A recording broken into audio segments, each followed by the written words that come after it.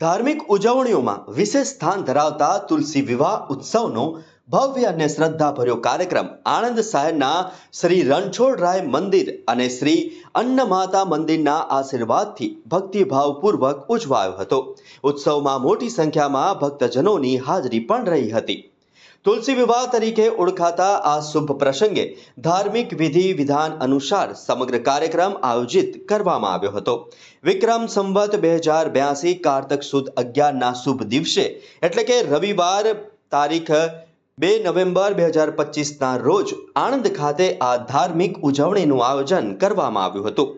પ્રારંભે સવારે 9:30 ગણેશ સ્થાપના, મંડપ મુહૂર્ત અને પીઠી વિધિથી કાર્યક્રમની શરૂઆત કરવામાં આવી હતી।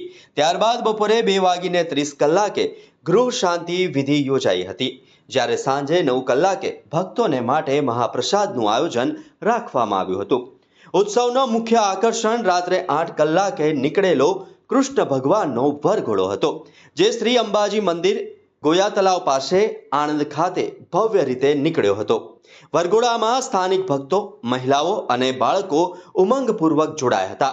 ઠેક ઠેકાણે ભક્તોએ આરતી, ફૂલ વરસાવી તથા ગરબાના તાલ પર ગરબા રમી ઉત્સવમાં રંગ ભરી દીધો હતો। સમગ્ર કાર્યક્રમમાં ધાર્મિક ઉલ્લાસ અને ભક્તિભાવ છલકાતો જોવા મળ્યો। આ ધાર્મિક પ્રસંગે અનેક ભક્તો, સમાજના મહાનુભાવો તથા સ્થાનિક આગેવાનો ઉપસ્થિત રહી તુલસી વિવાહના પવિત્ર દર્શનનો લાભ લીધો હતો। સવારે પહેલાં 9:30 વાગે માટલી આવી।